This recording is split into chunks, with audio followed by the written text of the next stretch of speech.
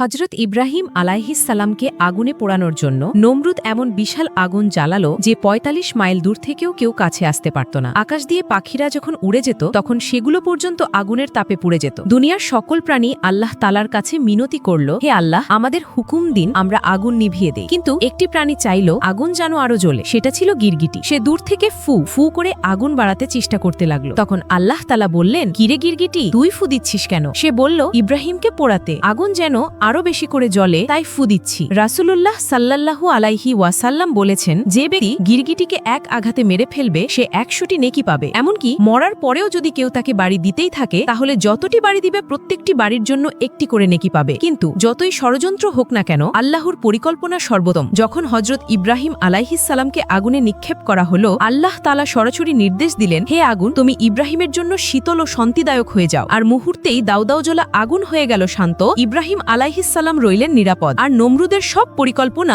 ধুলোয় মিশে গেল।